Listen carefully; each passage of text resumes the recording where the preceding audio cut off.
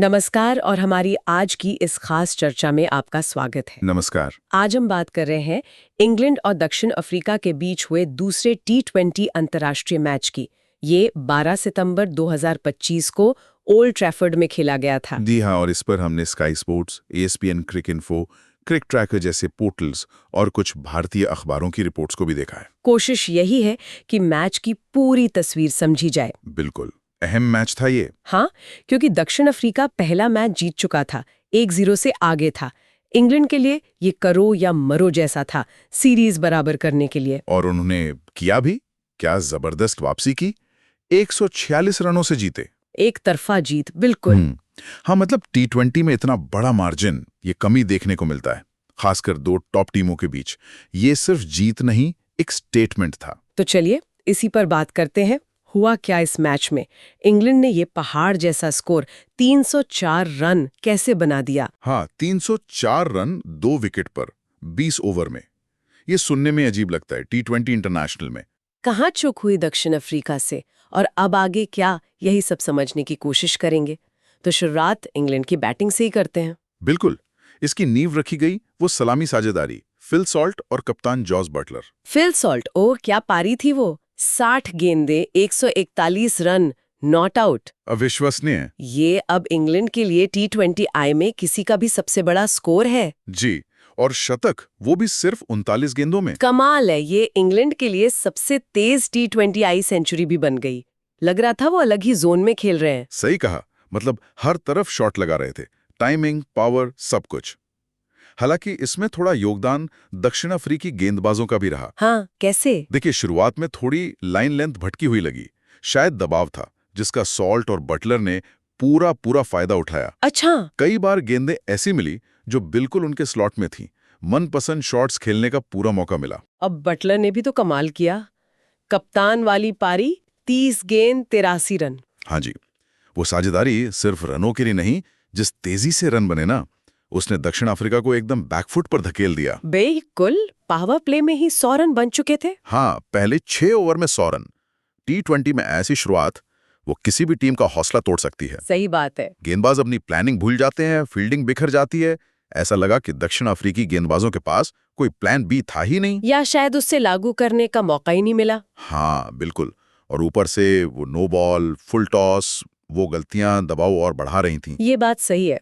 Power play में 100 run पड़ जाएं तो उसका मनोवैज्ञानिक असर बहुत गहरा होता है।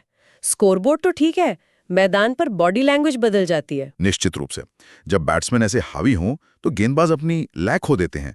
वो कुछ नया ट्राई करने के चक्कर में और गलतियां कर बैठते हैं। कप्तान के लिए भी मुश्किल हो जाता है कि फील्ड कहाँ सेट करे। इंग्लैंड ने इसका पूरा फायदा उठाया और देखिए, बटलर आउट भी हुए लेकिन रन रेट कम नहीं हुआ। नहीं, बिल्कुल नहीं।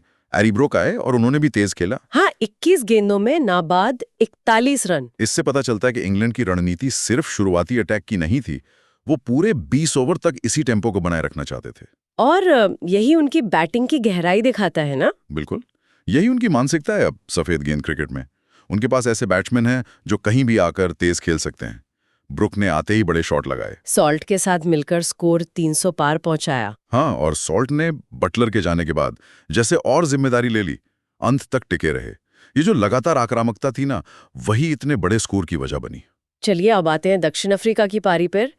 305 रन चेस करने थे। ये तो मतलब किसी भी टीम के लिए लगभग नामुमकिन सा लक्ष्य है T20 में। हाँ, नामुमकिन तो नहीं कहेंगे, पर बहुत बहुत मुश्किल।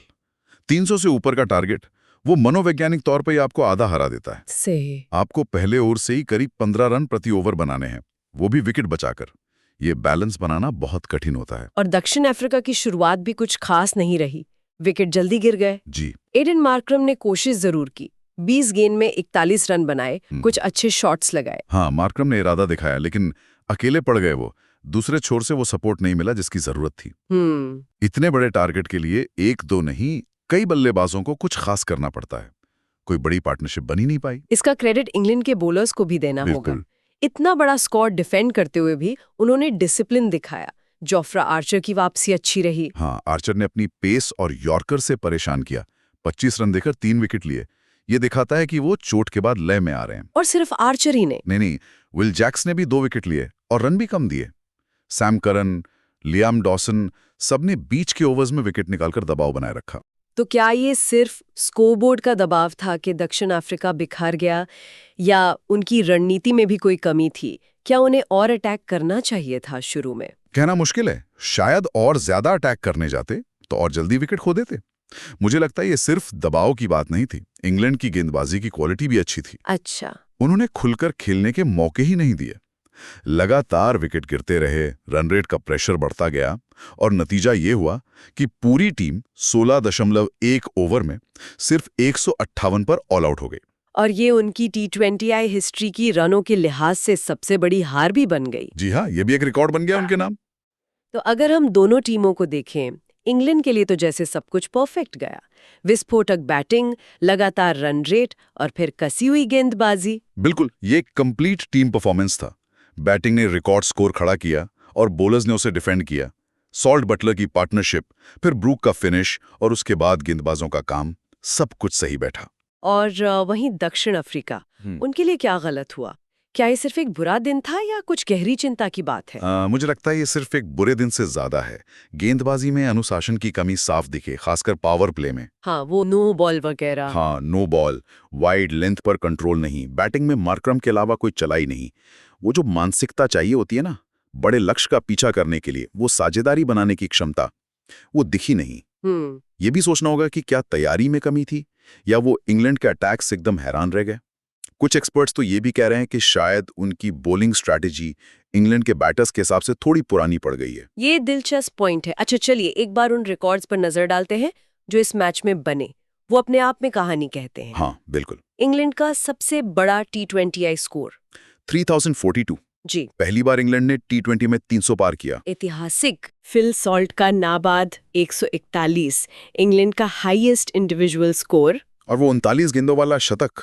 हाँ, फिल सॉल्ट का 39 बॉल में शतक, इंग्लैंड का फास्टेस्ट T20I शतक। और जीत का मार्जिन भी। हाँ, इंग्लैंड की रनों के लिहाज से सबसे बड़ी T20I जीत 146 रन, और दक्षिण अफ्रीका के रनों के लिहाज से सबसे बुरी T20I हार। ये आंकड़े ही बता देते हैं कि मैच कितना एक तरफा था। ये सिर्फ हार जीत नहीं, जिस तरीके से इंग्लैंड जीता है वो दक्षिण अफ्रीका के लिए जरूर चिंता की बात होगी। T20 क्रिकेट में ऐसे रिकॉर्ड बनना इंग्लैंड की मौजूदा वाइट बॉल ताकत को दिखाता है। बिल्कुल। तो कुल मिलाकर निचोड़ यही है कि ये इंग्लैंड का एक यादगार रिकॉर्ड तोड़ने वाला प्रदर्शन था और इसने सीरीज को 1-1 की बराबरी पर ला दिया है। हाँ, खेल के हर डिपार्टमेंट में उन्होंने डोमिनेट किया। अब सारा फोकस तीसरे और आखिरी T20I पर है, जो कि निर्णायक होगा। जी हाँ, अब वो फाइनल हो गया है और मनोवैज्ञानिक बढ़त वो तो पूरी तरह से इंग्लैंड के पास है। ऐसी जीत आपका कॉन्फिडेंस आसमान पर पहुंचा देती है। दक्षिण अफ्रीका को वापसी के लिए क्या करना होगा? किन चीजों पर ध्यान देना होगा सबसे ज्यादा? सबसे पहले तो उन्हें इस हार को जल्दी भुलाना होगा, फ्रेश स्टार्ट करना होगा। गेंदबाजी में पावर प्ले के लिए कोई ठोस प्लान बनाना होगा। शायद बॉलर्स के एंड्स बदलने पड़े हैं या फील्ड प्लेसमेंट में कुछ नया सोचें। लाइन और लेंथ पर कंट्रोल, वो सबसे जरूरी होगा। और बल्लेबाजी में? बैटिंग में पार्टनरशिप बनानी होगी। किसी एक दो बैट्समैन को आखिर तक टिकना होगा और प्रेशर झेलने की आदत डालनी होगी। और इंग्लैंड, क्या लगता है वो यही अटैकिंग अंदाज जारी रखेंगे? मुझे तो लगता है बिल्कुल। इंग्लैंड ने वाइट बॉल क्रिकेट में इसी अटैकिंग अप्रोच को अपनी पहचान बना लिया है। हाँ, ये उनका स्टाइल बन गया है। और उनके पास प्लेयर्स भी वैसे हैं जो इस स्टाइल को निभा सकें। वो जानते हैं कि ये तरीका काम कर रहा है। उनकी बैटिंग डेप्थ को देखते हुए वो शायद ही अपनी रणनीति बदलें। निर्णायक मैच में भी उसी कॉन्फिडेंस और अग्रेशन से उतरेंगे। तो मंच तैयार है एक रोमांचक फाइनल के लिए। इंग्लैंड की ये रिकॉर्ड जीत उन्हें मोमेंटम जरूर देगी। खैर, जाते जाते सुनने वालों के लिए एक सवाल छोड़ जाते हैं जी। इस मैच में इंग्लैंड का जो प्रदर्शन रहा और दक्षिण अफ्रीका की इतनी बड़ी हार, इसे देखते हुए क्या लगता है, क्या दक्षिण अफ्रीका तीसरे मैच में वापसी करके टक्कर दे पाएगा या इस एक मैच ने सीरीज का रुख मोड़ दिया है और इंग्लैंड का पलड़ा भारी रहने वाला है? ये बड़ा सवाल है। देखिए, क्रिकेट अनिश्चितताओं का खेल है, कुछ भी हो सकता है। लेकिन हाँ, इस प्रदर्शन के बाद मोमेंटम तो पूरी तरह इंग्लैंड के साथ है। दक्षिण अफ्रीका को वापसी के लिए कुछ बहुत ही खास करना होगा। खासकर मानसिक तौर पर इस हार से उभरना वो शायद सबसे बड़ी चुनौती होगी। देखना दिलचस्प होगा। हाँ, बिल्कुल। देखना होगा कि वो इस चुनौती का सामना कैसे करते हैं। अगर आपको ये वीडियो पसंद आई है तो इसे ज़रूर लाइक करें, कमेंट सेक्शन में अपना ओपिनियन बताएं और चैनल को ज़रूर सब्सक्राइब करें। मिलते हैं अगली वीडियो में, तब तक के लिए नमस्कार।